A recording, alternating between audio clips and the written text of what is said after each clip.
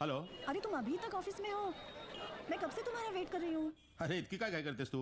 वैसे तो तुम मुझे फोन नहीं करती, लेकिन आज बेटा आ रहा है तो 3-3 बार। बस निकल ही रहा हूँ मैं।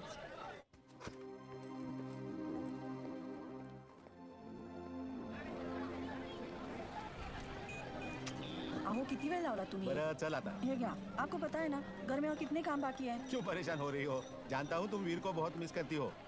अब कुछ दिन यही हमारे पास रहेगा वो। 12 मार्च 1993 मुंबई में 12 अलग जगहों पे बम ब्लास्ट हुए। पहली बार देश ने ऐसा आतंकी हमला देखा और इन ब्लास्ट ने मुंबई पुलिस और आम आदमी को उस चीज से वाकिफ करवाया जिसने हिंदुस्तान को हिलाकर रख दिया, RDX। मुंबई पुलिस इस केस पर दिन रात काम करती रही और जिस ऑफिसर ने कई सस्पेक्ट्स को अरेस्ट करके सिर्फ 48 घंटों में इस केस को सॉल्व किया वो थे इंस्पेक्टर कबीर शुरफ। मगर सर सुनने में आ रहा है इस ब्लास्ट के पीछे मास्टरमाइंड बिलाल अहमद और टाइगर इंडिया छोड़ के जा चुके हैं। जर्नलिस्ट की ये खबर बिल्कुल सही थी। ब्लास्ट से 2 दिन पहले टाइगर और बिलाल देश छोड़कर भाग चुके थे। टाइगर ईरान चला गया और बिलाल अहमद POK उमर हफीज के पास।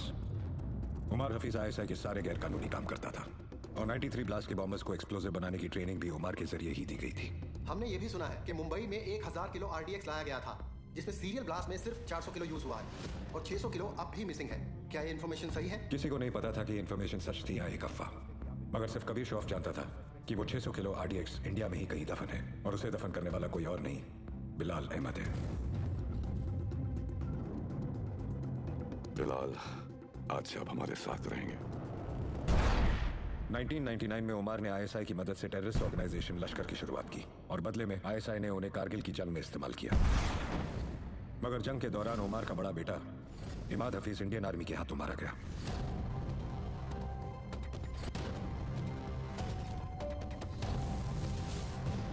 इमाद की मौत की खबर सुनकर उमर के छोटे बेटे रियाज और रजा लंदन से अपनी पढ़ाई छोड़कर फौरन मुजफ्फराबाद लौट आए।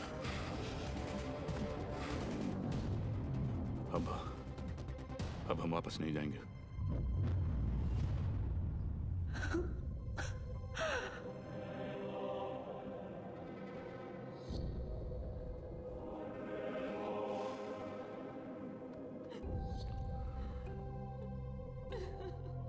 मैं आपसे वादा करता हूं भाभी कि सरहद पार कोई भी महफूज नहीं रह पाएगा।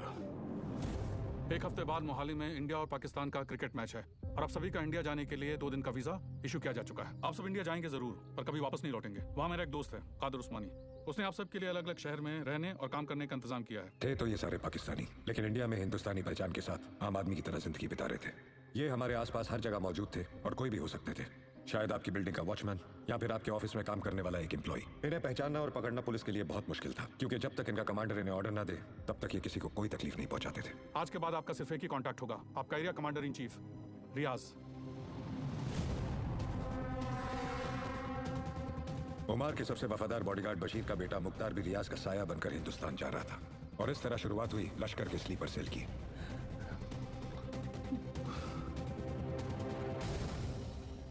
मैंने और रजा चाचू ने अपनी जिंदगी के सबसे बेहतरीन साल लंदन यूनिवर्सिटी में गुजारे हैं। अब तो तुम भी वहां पढ़ने जा रहे हो, खूब मन लगाकर पढ़ना।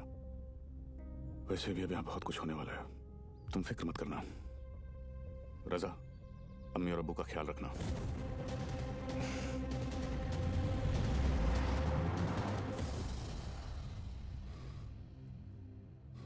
क्या सोच रही हो? सोच रही हूँ कि ये सब कब खत्म होगा। ये सोचना चाहिए कि इसकी शुरुआत कहां से हुई। 60 साल पहले कुछ जाहिल और सियासत के लालची लोगों ने मजहब के नाम पर बंटवारा किया, तो उसकी सजा मिली हम जैसे लोगों को। खानदान को धक्के मारकर अपने घर से, अपने मुल्क से निकाल दिया गया। 5 साल के बच्चे के सामने उसके वालिद का गला काट दिया गया, उसकी अम्मी की जान ले ली, उसकी बहन के साथ। यहाँ आने के बाद भी लोगों ने उसे सिर्फ एक मुहाजिरी कहा।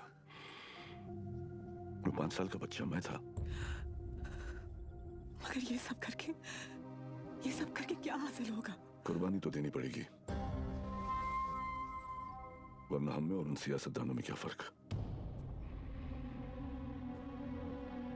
हिंदुस्तान ने मेरी किस्मत बदली,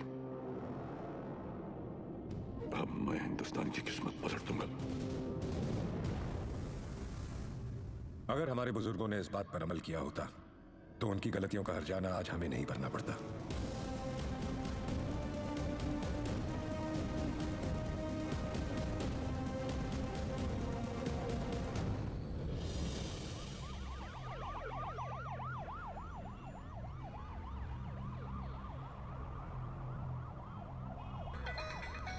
जी कबीर सर। सीएम सर तुम्हारे साथ हैं? हाँ सीएम सर साथ में है। फोन दो। Sir joint CP Kabir Shroff. हाँ कबीर। सर 3 घंटे से आपको फोन करने की कोशिश कर रहा हूँ। वो मैं फ्लाइट में था, बोलो क्या काम है? कुछ अर्जेंट बात करनी थी आपसे, अभी मिलने आ सकता हूँ? Actually I am on the way, मैं आ जाता हूँ ATS headquarters.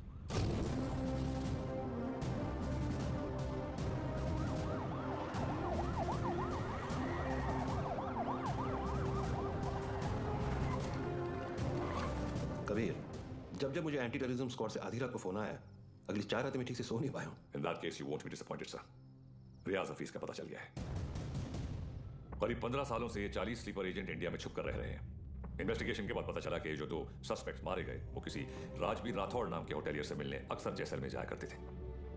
This is Rajveer Rathore sir. ये राजवीर राठौड़ और कोई नहीं, लश्कर चीफ उमर हफीज का बेटा है। रियाज हफीज। फौरन अपनी टीम जैसलमेर भेजो and arrest this bastard. I am sorry sir, but permission के लिए रुकने का वक्त नहीं था। टीम ऑलरेडी जैसलमेर के लिए निकल चुकी है। And who is leading the team? Suryavanshi, Veer Suryavanshi. वो पागल?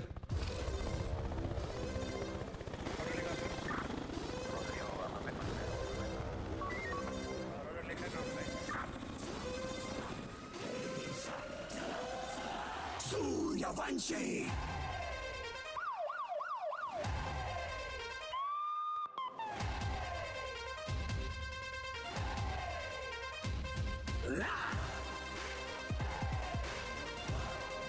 Suryavanshi.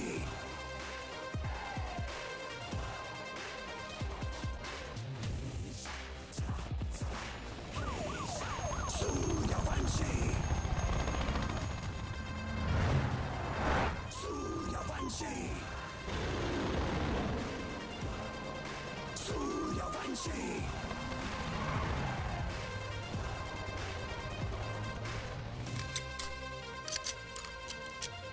Sir. Thanks Balwan. Sir Balwan नहीं सर, विवान। इतने सालों में 2 चीजें नहीं बदली सर, आपकी हेयर स्टाइल और नाम बोलने की आदत। सर वैसे एक बार हम रियाज को पकड़ेंगे ना, आपकी फोटो फ्रंट पेज पे नक्की। हाँ चाइला फोटो फ्रंट पेज पे तो आएगी, लेकिन मेडल के साथ या गले में हार के साथ ये तो भगवान ही बताएगा। उड़े बगरे येड़े। सर येड़े नहीं, बिड़े।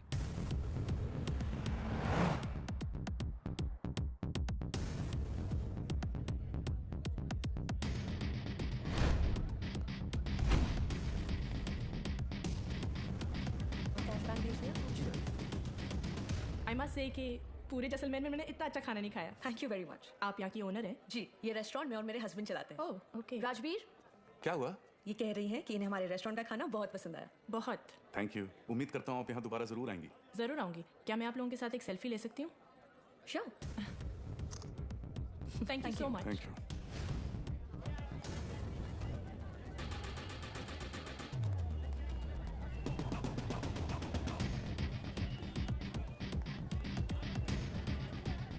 सर कंफर्म भैया। लोकल पुलिस को इतला कर दो। Yes sir.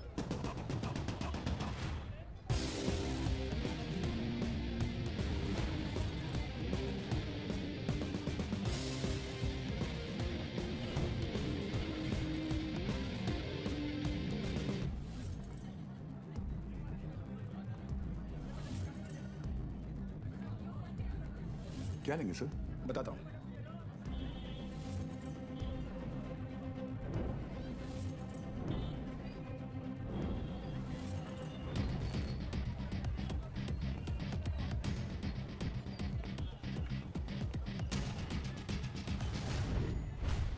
आरपीजी।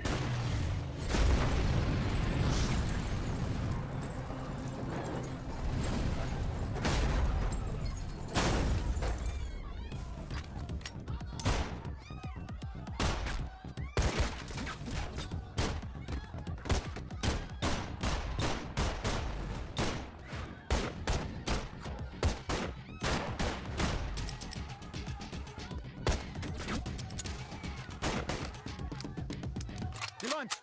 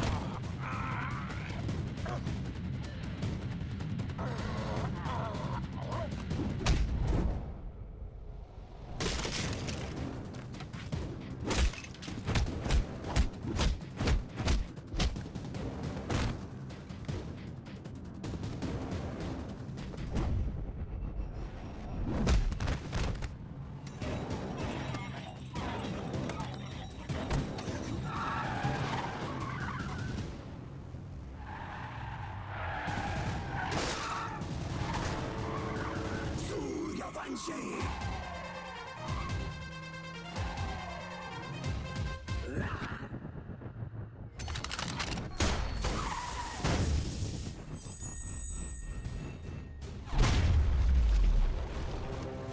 Suryavanshi.